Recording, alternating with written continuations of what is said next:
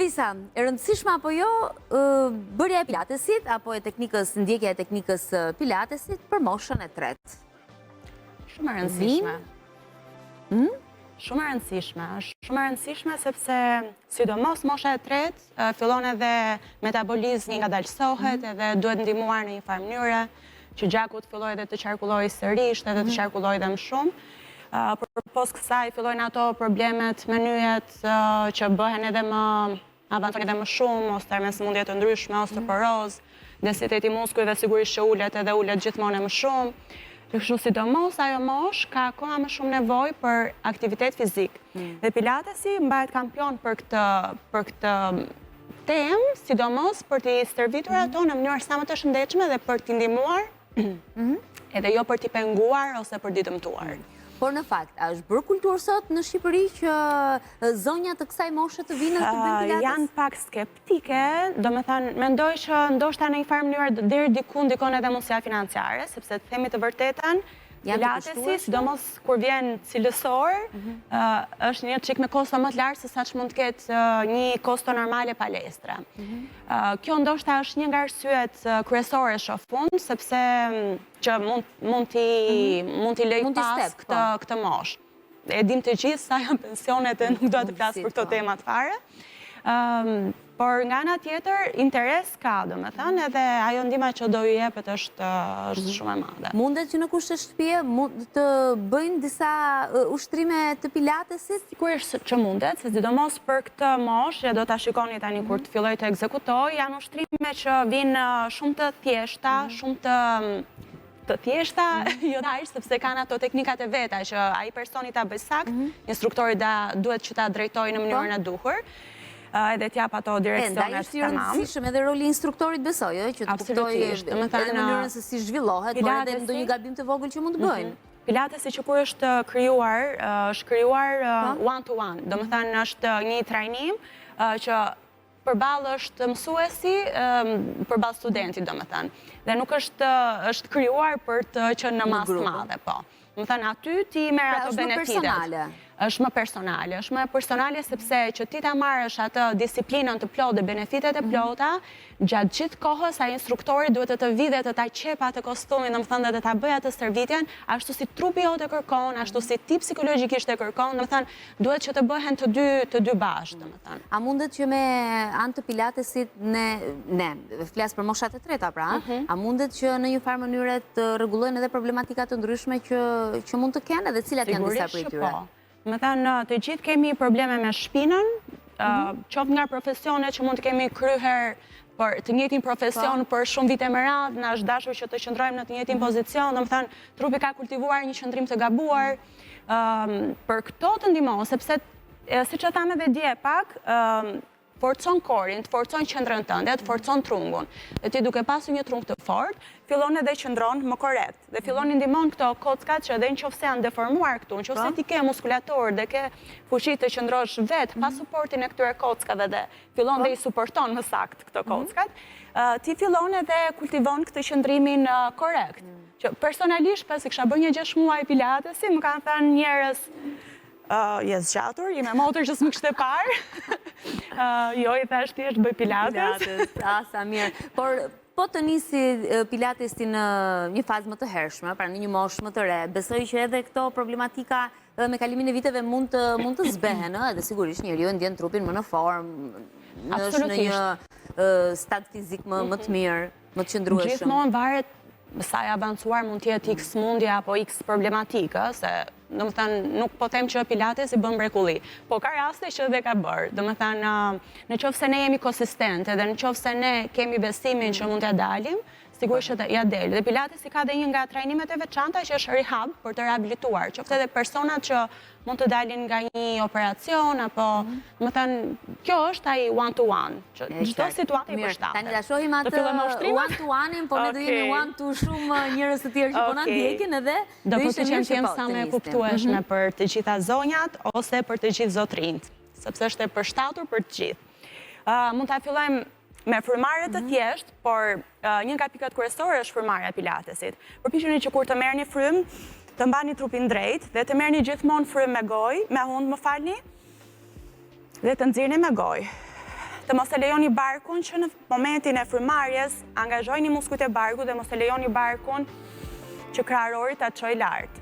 Dhe duke nxjerr, përpiquni të nxjerrni në maksimum dhe të filloni ta mblidhni muskujt e barkut në maksimum. A thua se duhet ta printoni kërthizën këtej pas nga shpina. Kaq intense duhet jetë frymarrja. Fillojmë edhe një herë, marrim frym thellë me hund. Përpiquni ta hapni kraharorin majtas djathtas dhe jo të shpërtheni sipër, dhe duke nxjerr, filloni sërish të mblidheni prapë në qendër. Brinjët tuaja mblidhen afër qendrës, mblidhen me njëra tjetrën dhe bien edhe poshtë. Dal nga dal, le të fillojmë të ulemi poshtë. Marrim frym, çojini duart lart, sillini në lartësinë e supeve.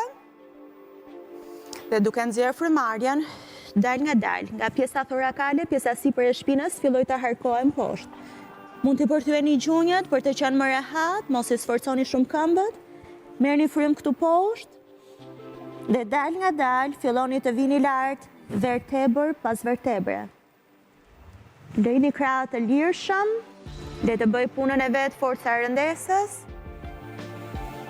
Edhe një herë, marrim frym thellë dhe dal nga dal, zbresim poshtë. Mund ta bëjmë këtë 6 herë, po themi, dhe në fund përpiquni të përthyeni gjunjët, të vendosni duart në tokë dhe dal nga dal, me kujdes të kalojmë në tapet.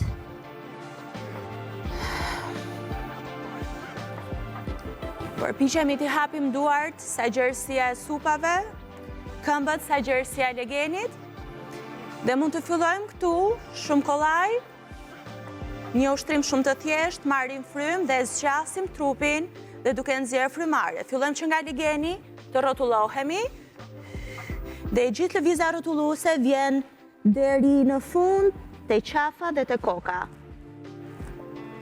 Duke marrë frym, fillojmë prapë të vim drejt.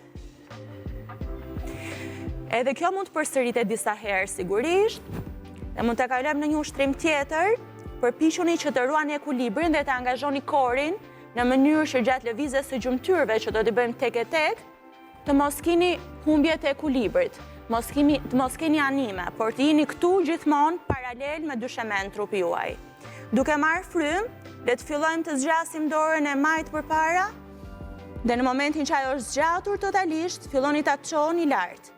Jo më sipër se sa supit, mos bëhet ky gabimi këtu, por jo, ta kontrolloni dhe ta ulni para poshtë duke nxjerrë frymarrjen. Të njëjtën gjë bëjmë me dorën tjetër, marr frym dhe çohem lart, zgjatem dhe drejtohem sa më shumë, shtyeni tokën me gjymtyrët që keni në tokë dhe hajdeni prapë poshtë duke nxjerrë frymarrjen. Të njëjtën veprim mund të bëni edhe me këmbët. Fillojmë, këmba e djathtë, e majt fillon edhe zgjatet pas dhe shkëputeni me kujdes lart. Dhe dal nga dal, e ulim poshtë dhe sjellim në qendër.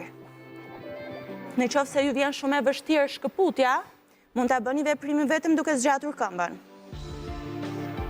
Dhe sjellim prapë në qendër.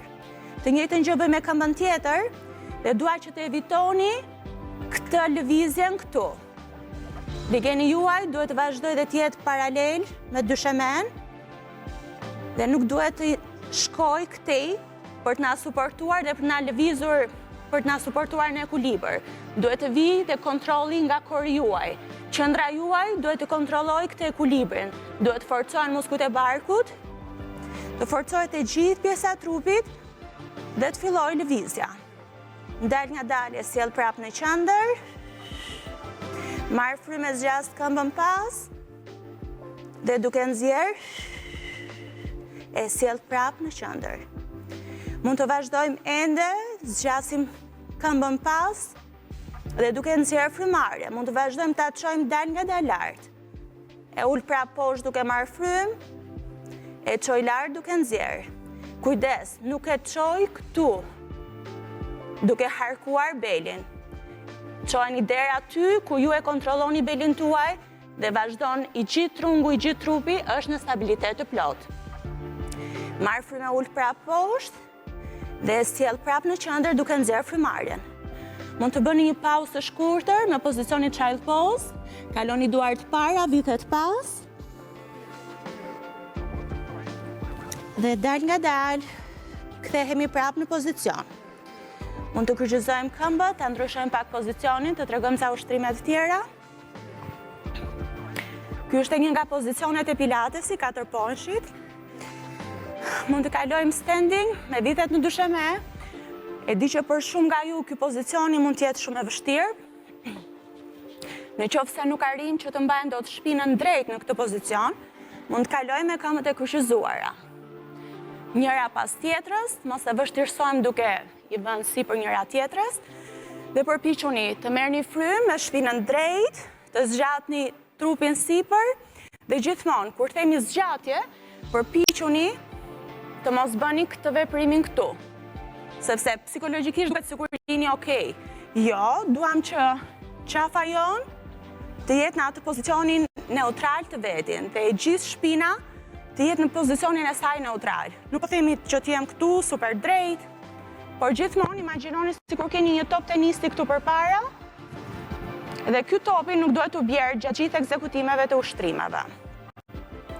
Marrim frymë me shpinën drejt dhe duke nxjerrë frymarrjen. Fillojmë dal nga dal, të kalojmë pas. Vi prapë lart marr frymë. Të kaloj pas duke nxjerrë frymarrjen. Kthehem sërish sipër. Në këtë pozicion, nëse e keni okay kështu, mund ta bëjmë kështu ushtrimin. Kaloni duart përpara drejt, supat përpiquni t'i mbani poshtë dhe sa më larg nga veshët. Mos jemi këtu, por t'jemi këtu poshtë. Dhe duke marrë frymë, dal nga dal, do fillojmë të kalojmë pas, dhe duke nxjerrë, vim prapë në qendër. Gjithsesi, nëse mundeni ta bëni me pozicionin klasik, e mira është të qëndrojmë këtu. Dhe dal nga dal, fillojmë kalojmë me dorën tjetër pas, marr frymë, dhe vi në qendër duke nxjerrë. Vazhdoj, zgjatem, drejtohem, gjithmonë është shumë e rëndësishme që të stabilizohemi sa herë që vim në qendër, në mënyrë që ushtrimi i radhës të bëhet sa më saktë dhe të merrni benefitin maksimal. Filloj kaloj në krahun tjetër, marr frymë, dhe këtu përpiqem që të hap dhe ta zgjeroj kraharorin sa më shumë. Imagjinoj sikur një forcë që tërheq këtë nga bryli dhe tjetra nga dora tjetër, dhe duke nxjerrë frymarrjen, hajdeni prapë në qendër. Sigurisht që mund të përsëritet. Vendosini duart poshtë gjunjve, marrim frymë, zgjatim trupin, dhe dal nga dal do fillojmë të bijem poshtë në dysheme. Mund ta ndihmoni veten duke rrëshqitur me duart e këmbët. Dhe tani kaluam në pozicionin tjetër të radhës, që në fakt është pozicioni më safe, ai që ju ruan.